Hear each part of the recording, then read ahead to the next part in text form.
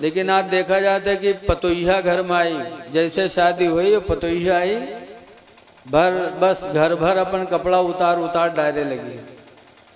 सास ससुर देवर जेठ सब अपन कपड़ा उतार उतार डरे। वही में नंदा उतराए लागत है, नंदवा उठा उठा अपन सलवार जंपर फेंके लागत। बता अरे वो धोबिन हुए लेके आए कि पतोहिया लेके आए। अपना काम अपने हाथ से करो, अपने हाथ से करोगे तो नबी की सुन्नत का सवाब पाओगे और किसी पर बोझ नहीं होगा। आज बहू घर में आती है तो मजलूम बन के रहती है, घर भर का कपड़ा धुले, घर भर को खाना ले जाके दे, नाश्ता बना के दे, लगता है वो इंसान नहीं कोई मशीन है। अगर सुबह कहूँ आंख लग गए सोए गए तो न पूछो, अपन बिटिया सोए जाए तो कहूँ नाम न ले हैं, और पतोहिया अगर कहूँ सोए गए तो वह बुढ़िया डाइन सास मोहल्ला में घूम घूम कही हमरे यहाँ भैंसिया तो आखिर नहीं खुलत, हमरे यहाँ भैंसिया तो सोए करे थे 10 बजे दिन। बताओ अपनी बहू को भैंस कहती हैं। अरे तुम्हारी बच्ची सो रही है तो किसी को पता नहीं, और बहू सो जाए तो पूरा मोहल्ला गंदा जाए। ऐ लोगो मजलूम न बनाओ। जलवा फरमा होगी जब तलअत रसूलुल्लाह के, वो जहन्नम में गया जो उनसे मुस्तगनी हुआ, वो जहन्नम में गया जो उनसे मुस्तगनी हुआ, है खलीलुल्लाह को हाजत रसूलुल्लाह की। जो कुछ मिला सब नबी से मिला। ला वो रब्बिल अर्श जिसको जो मिला उनसे मिला, ला वो रब्बिल अर्श जिसको जो मिला उनसे मिला, और बटती है कौनैन में नेमत रसूलुल्लाह की। सारी नेमतें रसूलुल्लाह की हैं। तो उन्होंने चलते चलते वसीयत किया था कि 2 चीज़ का ख्याल रखना, एक तो नमाज का और दूसरे अपने मातहतों का। लेकिन अफसोस है कि आज हम नमाज भी छोड़ रहे हैं और अपने मातहतों पर जुल्म भी कर रहे हैं। मजदूर रखेंगे तो सोचेंगे कि 12 घंटा ही बैठे ना, तनिक अगर बैठ जाए तो गए उठ काहे बैठ गए रे। अरे तुम्हारा मातहत है, नबी फरमाते उस पर रहम करो। नौकर से उतना काम न लो कि वो मुसीबत में पड़ जाए, मजदूर से इतना काम न लो कि वो मुसीबत में पड़ जाए। हाथ बटाना और किसी परेशान की मदद करना, ये वो काम है जो अल्लाह अल्लाह के नबी को बहुत पसंद है। इसलिए एक दूसरे के साथ रहम करो। हदीस पाक में है ला यरहमुल्लाह, अल्लाह उस पर रहम नहीं करेगा। पूछा गया किस पे? मन ला यरहमुन्नास, जो इंसानों पे रहम नहीं करेगा।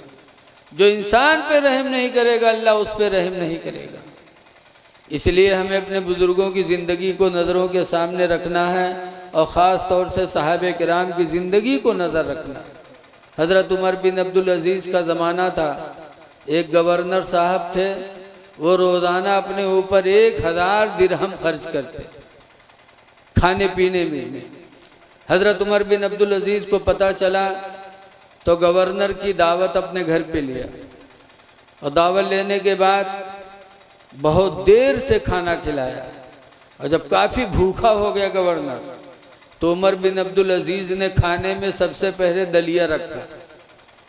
दरिया तो भूखा इतना था कि पेट भर लिया। फिर अच्छा खाना रखा, कहा पेट भर गया। तो उमर बिन अब्दुल अज़ीज़ फरमाते हैं कितना अच्छा है कि कम पैसे में आपका पेट भर गया, तो उतना पैसा आप खाने पे खर्च करते हो, वो पैसा बचे तो अल्लाह के बंदों की मदद करो। क्यों इतना पैसा अपने खाने पर खर्च करते हो? कम से कम में अपनी ज़िंदगी गुजारने की कोशिश करो। उमर बिन अब्दुल अजीज़ ने समझाया तो गवर्नर अपने ऊपर 1000 दिरहम खर्च करने से वो अपने आप को बचाने लगा। साहबे किराम हमेशा अच्छी तालीम देते थे। हज़रत उमर बिन अब्दुल अजीज़ रहमतुल्लाह अलैह का एक दिन मेहमान आया। रात में चिराग जल रहा था, उसकी बत्ती थोड़ी बढ़ी हुई थी, चिराग ज़्यादा तेल खा रहा था। उमर बिन अब्दुल अजीज़ उठे और गए और बत्ती को कम किया। तो मेहमान था, उसने कहा, अरे आप इतने काम के लिए गए, मुझसे कहे होते मैं खुद जाकर के नीचे बत्ती कर देता। उमर बिन अब्दुल अजीज़ कहते हैं रसूलुल्लाह सल्लल्लाहु अलैहि वसल्लम ने हम लोगों को यही तालीम दी है कि अपना काम ज़्यादातर अपने हाथ से किया करो, अपने हाथ से काम करो अपना काम। इसीलिए अबू आमिर कहते हैं, हज़रत अबू आमिर रसूलुल्लाह के घर गए तो देखा सरकार अपने जूते को सिल रहे हैं। अबू आमिर कहते हैं अल्लाह के रसूल हमको दीजिए, आप करेंगे? तो सरकार फरमाते हैं मैं अपना काम खुद से करता हूँ, मैं किसी पर बोझ बनना गवारा नहीं करता। इसलिए लोगों अपना काम अपने हाथ से करो। लेकिन आज देखा जाता है कि पतोहिया घर में आई, जैसे शादी हुई पतोहिया आई बस घर भर अपन कपड़ा उतार उतार डायरे लगी। सास ससुर देवर जेठ सब अपन कपड़ा उतार उतार डरे। वही में नंदा उतराए लागा था, नंदवा उठा उठा अपन सलवार जंपर फेंके लागा था। बता अरे वो धोबिन हुए लेके आए कि पतोहिया लेके आए। अपना काम अपने हाथ से करो, अपने हाथ से करोगे तो नबी की सुन्नत का सवाब पाओगे और किसी पर बोझ नहीं होगा। आज बहू घर में आती है तो मजलूम बन के रहती है, घर भर का कपड़ा धुले, घर भर को खाना ले जाके दे, नाश्ता बना के दे, लगता है वो इंसान नहीं कोई मशीन है। अगर सुबह कहूँ आंख लग गए सोए गए तो न पूछो, अपन बिटिया सोए जाए तो कहूँ नाम न ले, और पतोहिया अगर कहूँ सोए गए तो वह बुढ़िया डाइन सास मोहल्ला में घूम घूम कही हमरे यहाँ भैंसिया तो आखिर नहीं खुलत, हमरे यहाँ भैंसिया तो सोए करे थे 10 बजे दिन। बताओ अपनी बहू को भैंस कहती हैं। अरे तुम्हारी बच्ची सो रही है तो किसी को पता नहीं, और बहू सो जाए तो पूरा मोहल्ला गंदा जाए। है लोगों मजलूम न बनाओ। वो भी एक घर छोड़ के आई है, माँ को छोड़ के आई है, उस घर में उसे माँ को प्यार मिलना चाहिए। बाप को छोड़कर आई है, बाप का प्यार मिलना चाहिए। इसलिए हमें और आपको चाहिए कि अपने मातहतों पे रहम करें ताकि खुदा हम पर रहम फरमाए।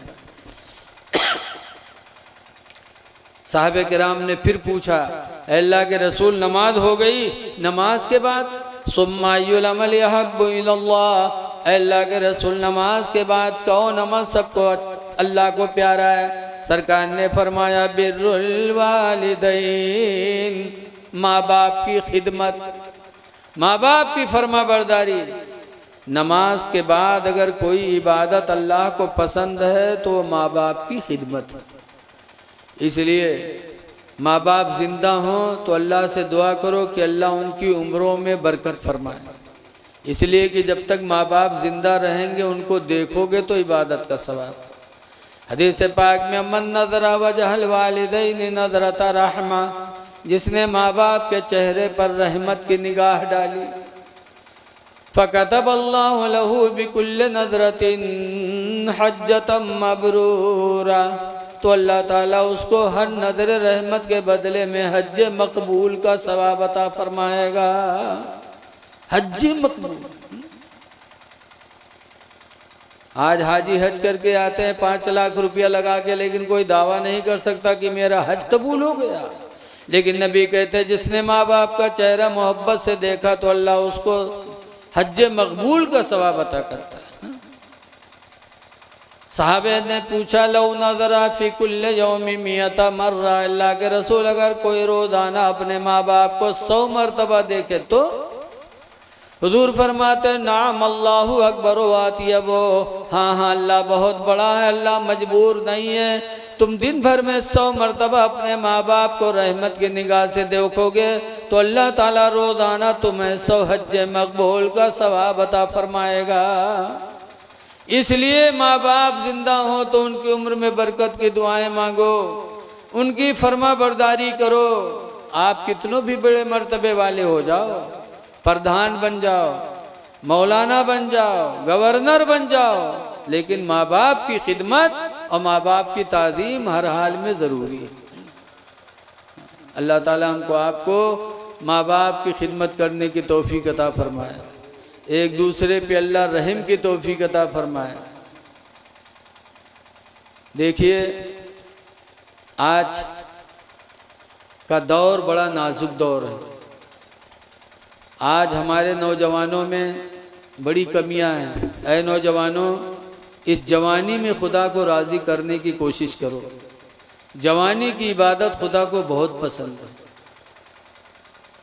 7 लोग होंगे जिन्हें अल्लाह क़यामत में अपनी रहमत का साया अता करेगा। उन 7 लोगों में एक नौजवान का भी तस्करा आया है कि रजुलुन शाबन शाफी इबादतिल्लाह, वो जवान जिसकी जवानी खुदा की इबादत में परवरिश पाए।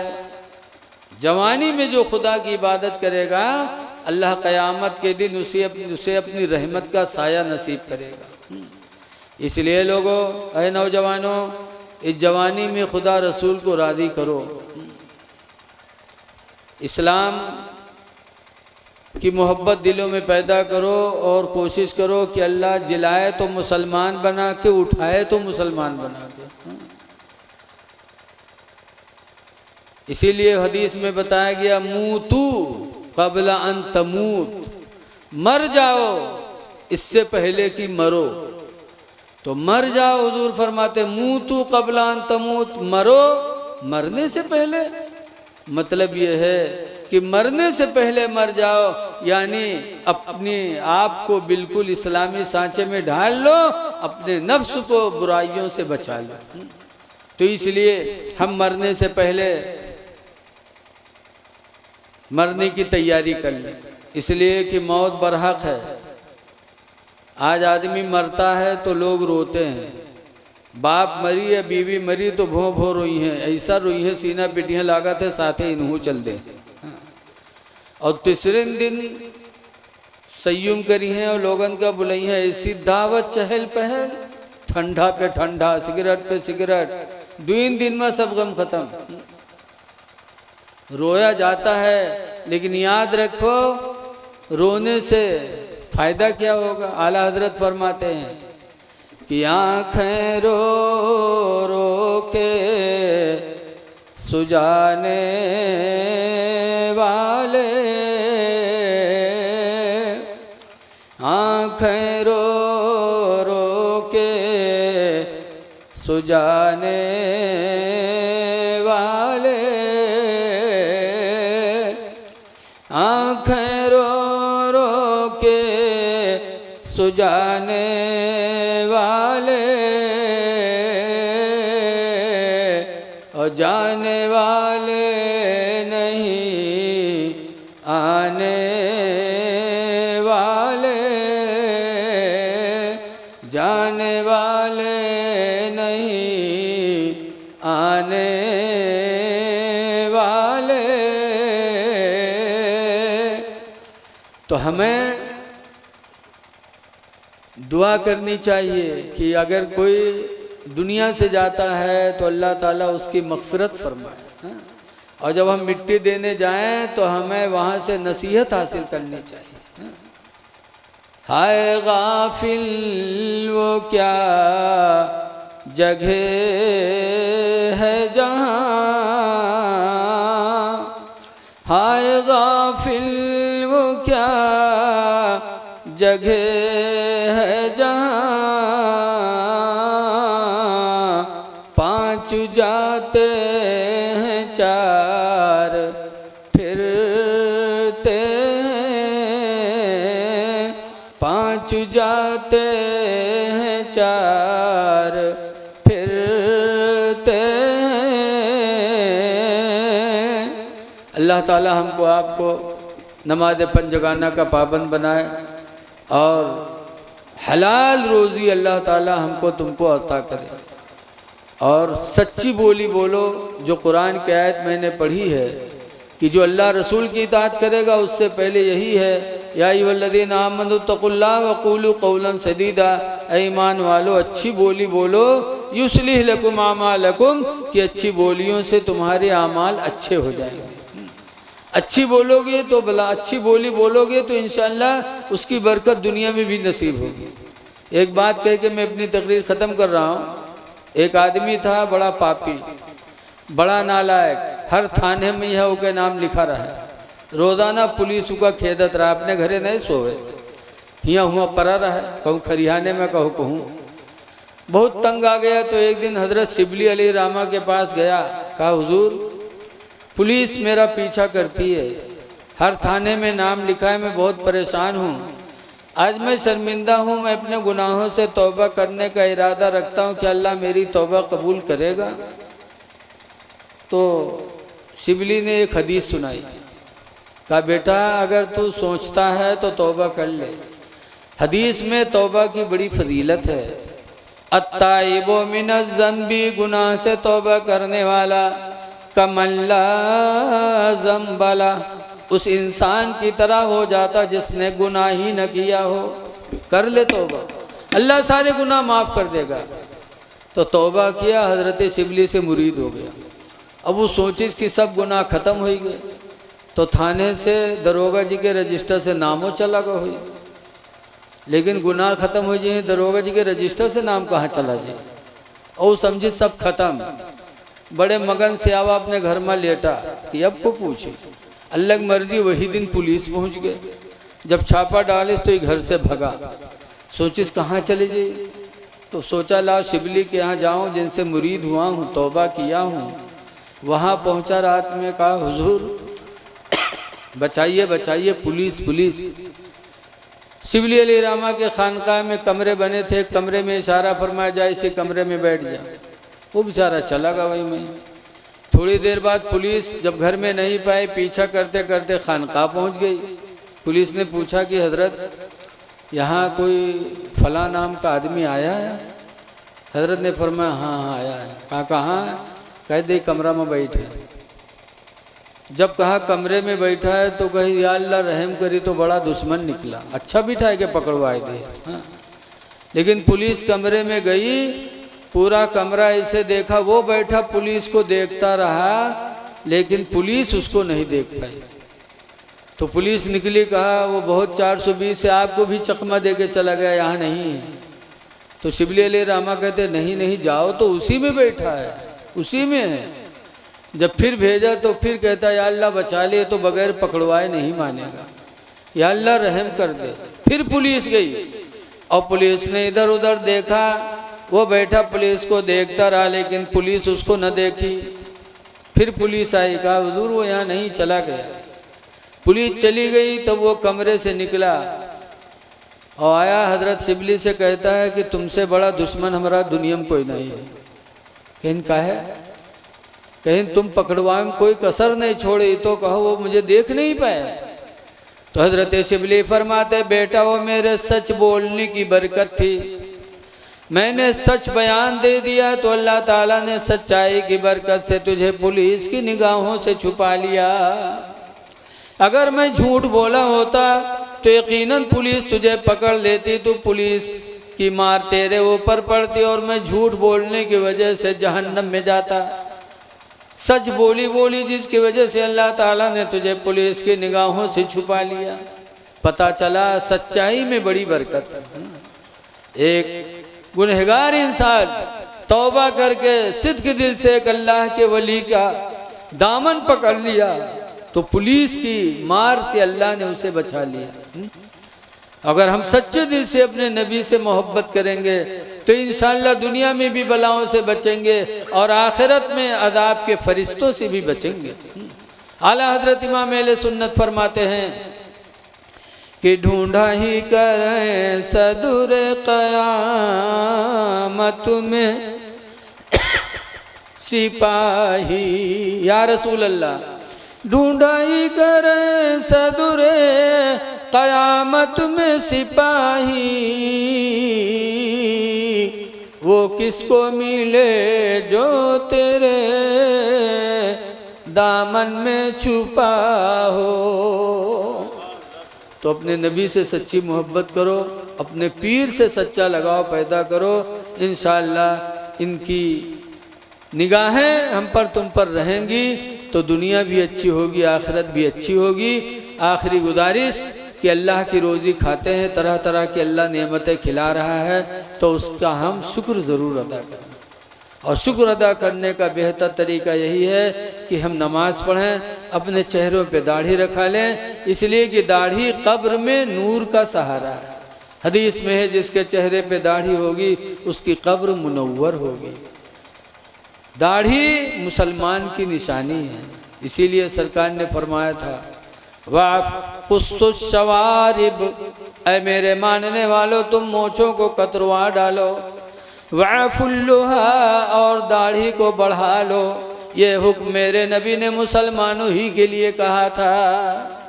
ऐ मुसलमानों, शाम मिली है, सुबह मिले कि न मिले, सुबह मिले तो शाम मिले कि न मिले, इसलिए मौत को याद करके अपने चेहरों पे दाढ़ियाँ सजा लो, ताकि दुनिया से जाओ तो मुसलमान बन के जाओ।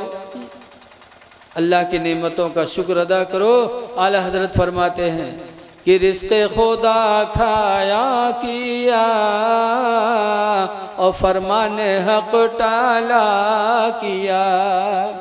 अल्लाह की रोज़ी हम खा रहे हैं और अल्लाह का फरमान टाल रहे हैं। रिज़्क़े खुदा खाया किया और फरमान हक टाला किया, और शर्म नबी खौफे खुदा, ये भी नहीं वो भी नहीं। ना खुदा का डर रह गया, न नबी से शर्म रह गई। दुआ है कि अल्लाह ताला हमको आपको अच्छे अमल करने की तौफीक अता फरमाए और हमारी अल्लाह दुनिया भी अच्छी करे, आखिरत अच्छी करे। जिन लोगों ने जलसे को किया परवरदिगार उन्हें दोनों जहान की खुशियाँ नसीब करे। अस्सलामु अलैकुम रहमतुल्लाहि बरकातुहू। खड़े हो जाइए, सलातो सलाम। किसको कहते हैं? कोई इलेक्शन में जीत गया तो हम लोग कहते हैं वो कामयाब हो गया। किसी की दुकान अच्छी चलने लगे तो हम लोग कहते हैं वो कामयाब हो गया। किसी को सरकारी नौकरी मिल गई तो हम कहते हैं कामयाब हो गया। लेकिन कुरान करीम ने किसको कामयाब कहा है? कामयाब है कौन? तो अल्लाह फरमाता है मन युतिल्लाह व रसूलह, जो अल्लाह की फर्मा बरदारी कर ले और उसके रसूल की फर्मा बरदारी कर ले, फ़क़द फ़ाज़ फ़ौज़न अज़ीमा, तो गोया कि वो बहुत बड़ा कामयाब हो गया। कामयाब वो है जो खुदा की इताअत कर ले, रसूल की फर्मा बरदारी कर ले। लेकिन आज हमारा इस्लामी तबका दोनों से दूरी इख्तियार करता जा रहा है।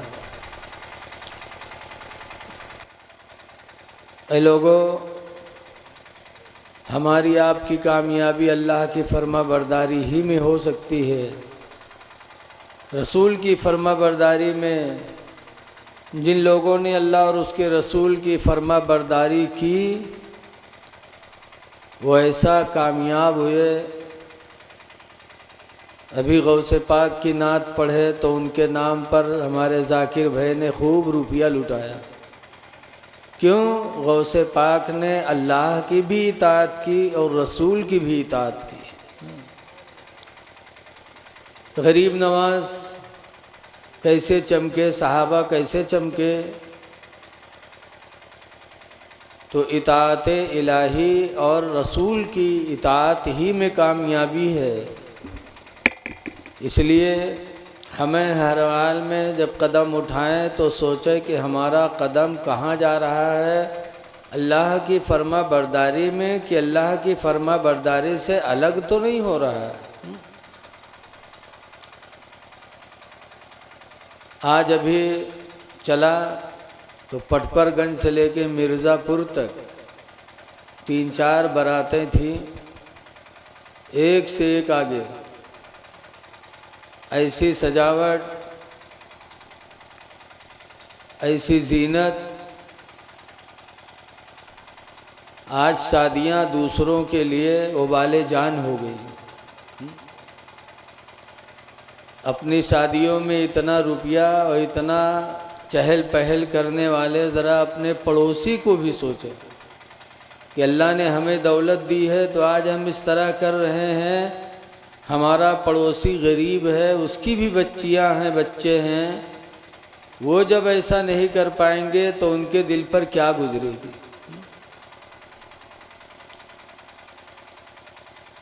शादी बहुत अच्छी चीज़ है। हदीस पाक में है, अन अबी हुरैरा काला काला रसूलुल्लाह, अबू हुरैरा से रवायत है, फरमाते अल्लाह के रसूल ने इरशाद फरमाया, मन तज़व्वज फ़क़द इस्तकमल निस्फ़द्दीन, जिसने शादी कर लिया उसने आधा दीन मुकम्मल कर लिया। जरा कम कर दे बेटा, भड़बड़ा रहा है, कम कर दो, बेहतर है।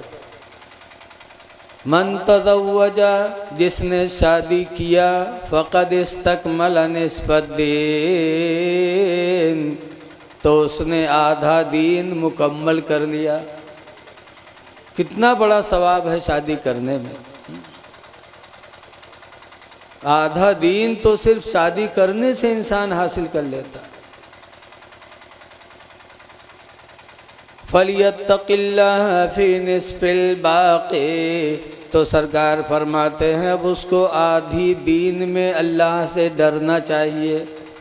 आधा दीन तो शादी से मिल गया, अब आधा दीन उसका बचा तो आधे दीन में खुदा से वो डरे। अब आधा दीन कौन बचा? इमाम ग़ज़ाली फरमाते हैं वो है रिस्क, रोज़ी। क्योंकि जिस्म के अंदर जो मैदा है, इमाम ग़ज़ाली फरमाते हैं वो शैतान का अड्डा है, शैतान का अड्डा है, शैतान वहाँ रहता है। जब हराम रोज़ी पहुँचती है तो शैतान खूब मचलता है, बड़ा खुश होता है, और जब हलाल रोज़ी मिल पहुँचती है तो मैदा छोड़कर शैतान भगता है। पता चला आधा दीन तो शादी करने में है और आधा दीन हलाल रोज़ी में है। रिस्क इंसान का जब अच्छा होता है तो उसकी सोच भी अच्छी होती है। आज 20-20 लाख रुपया लोग शादी में खर्च कर देते, और उनके बच्चों से अगर पूछो तुमने पढ़ा कितना है, नहीं पढ़े। कुरान है याद कि नहीं, इस्लामी तालीम है कि नहीं, नहीं याद है। मारहरा के गद्दी नशीन हुजूर नजीब हैदर मियाँ क़िबला कहा करते हैं जलसों में कि लोगों अपने बच्चों के शादी में कम खर्च करो और वही पैसा बचाकर अपने बच्चों की तालीम पे खर्च करो। अपने बच्चों को तालीम दो।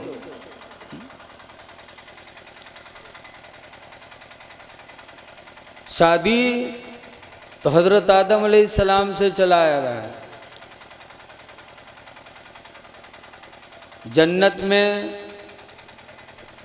आदम अलैहिस्सलाम थे, लेकिन उनकी शादी हूर से नहीं हुई।